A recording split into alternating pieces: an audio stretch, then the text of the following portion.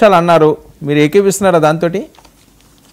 Sir ఆయన ఏదో అహోబిలందూరి అన్నారు సార్, అది కూడా ఎక్కడ మీడియాలో కానీ పేపర్లో కానీ. అహోబిలం కాదండి, సామాజిక వర్గాలు ఈక్వేషన్స్, మోసపోయారు, నమ్మారు కానీ ఇప్పుడు ఇంకా ఉండరు అది.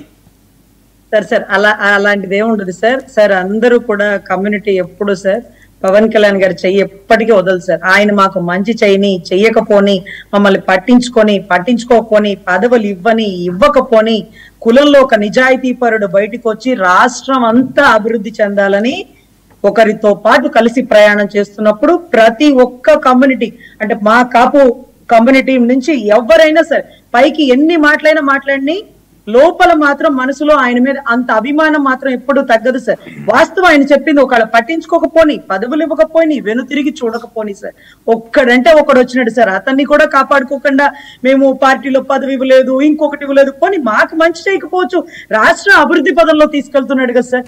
ఎక్కడెక్కడో పార్వతీపురం, మన్యం జిల్లాలో రోడ్లు వేపిస్తున్నాడు, అన్ని చూస్తున్నాడు కదా.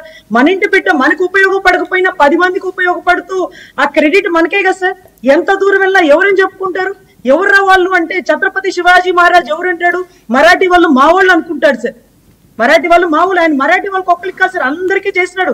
కానీ మరాఠీ వాళ్ళు ఎప్పుడు మా వాళ్ళు అనుకుంటారు. కాబట్టి ఎవరు ఎన్ని చెప్పినా సార్ ఆయన చెయ్యి ఎవరు ఎప్పటికీ వదలరు. ఆయన ప్రయాణం అభివృద్ధి వైపు మంచి ఆలోచనతోనే ఉంటుందని మేము మనస్ఫూర్తిగా భావిస్తున్నాం సార్.